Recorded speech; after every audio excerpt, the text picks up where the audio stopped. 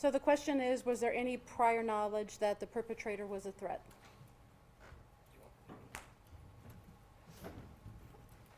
Regarding the suspect, obviously, we're still looking into him, his whereabouts, all of that. He was not on our radar in Boulder. We had no prior contacts with him here. I can't speak to his criminal history. I'm not sure if the special agent in charge has anything to add, but this was not someone that we were aware of prior.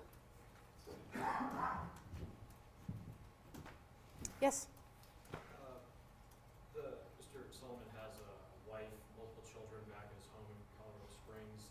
Given his status as being here illegally for the last 2 or 3 years, is there any knowledge of how they've been cooperating and what happens to them moving forward given the situation for his citizenship? The question is about the suspect's family and their status and what might happen to them next. As far as the family, as I mentioned, we executed a search warrant at the residence in Colorado Springs last night, and the family was cooperative for that. Regarding their status, I would just defer you to the Department of Homeland Security. Sir, can you talk about what you were looking for and what you found in that search warrant?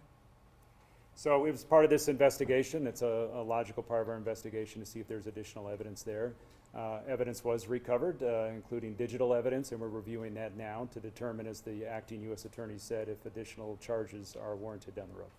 Was he on your radar, like yours in task force, like as a person or as a potential suspect?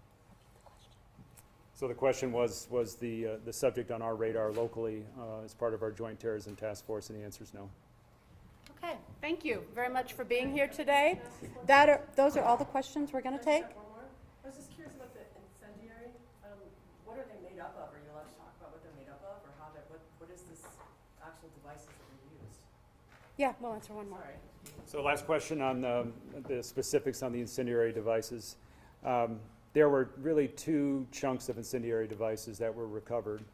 We've referred to Molotov cocktails, which are like glass jars with material in them that are combustible, flammable, like gasoline, and then a rag that's used with a fire to ignite them and throw them.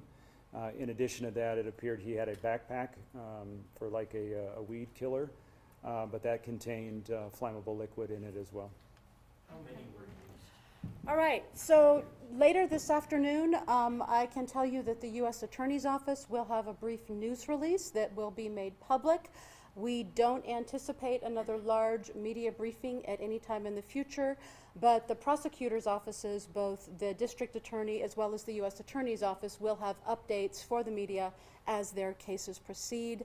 And now at this time, our principals here do have another meeting to attend, as they referred to. So thank you very much for coming today.